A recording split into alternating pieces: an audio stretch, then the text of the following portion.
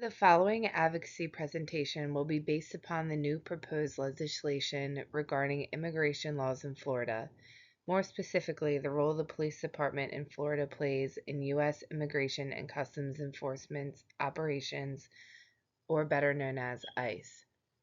The premise of the presentation is to introduce policies that directly negatively impact immigrants and society, but also how to advocate for policies in disagreement with the new proposed Florida legislation regarding immigration.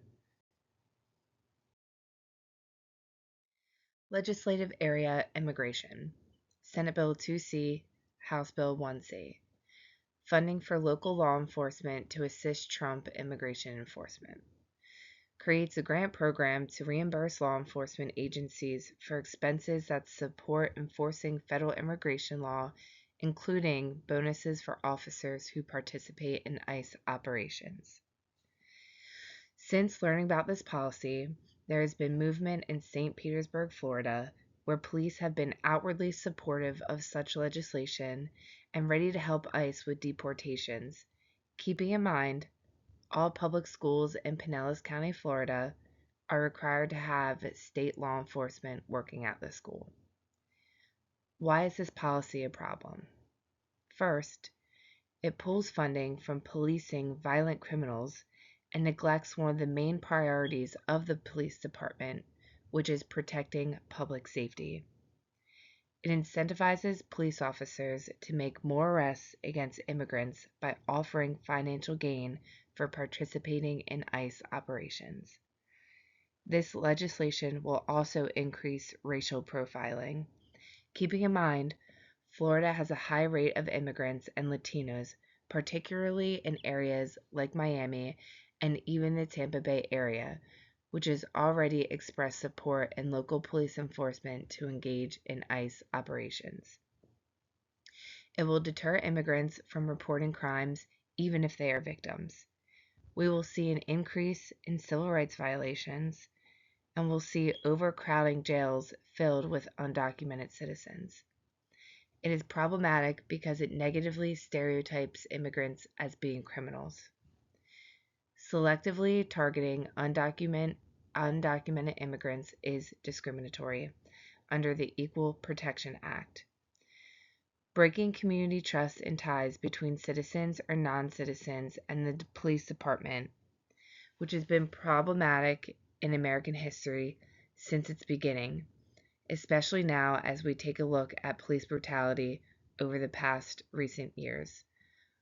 If this legislation is passed, it will be detrimental for the community building trust with the police department. Keeping in mind as well, this policy is an NASW priority to vote and advocate against. How can we find alternatives to such legislation? 1. Keeping ICE a federal problem, not a state problem. 2. Making citizenship more attainable rather than restrictive. 3. Extend work visas to support Florida economies. And most importantly, social work.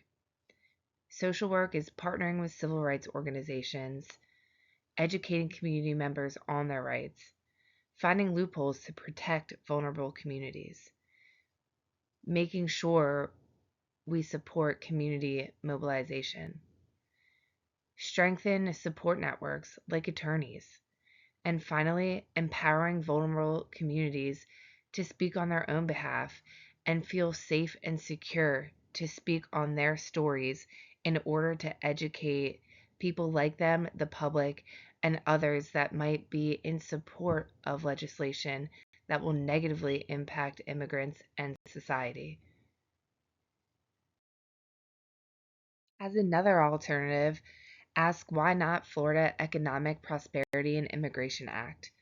The Florida Economic Prosperity and Immigration Act offers a better path forward that ensures qualified workers, including those still navigating our complex immigration system, can obtain occupational licenses and continue working while paying taxes without living in fear of deportation. It also keeps the attention of law enforcement focused on apprehending violent criminals and protecting victims of crime, which is what keeps our communities safe. If interested, here is the full Florida Economic Prosperity and Immigration Act. Here is some information and quick links. The first one is a direct link to the NASW priority agenda, which includes the legislative area of immigration and the funding for local law enforcement to assist Trump in his immigration enforcement in Florida. The second one is news relating to police and ICE deportations in Florida, particularly in St. Petersburg. And then lastly is the full link to the Florida Senate website where you can follow the progression of the Florida Economic Prosperity and Immigration Act.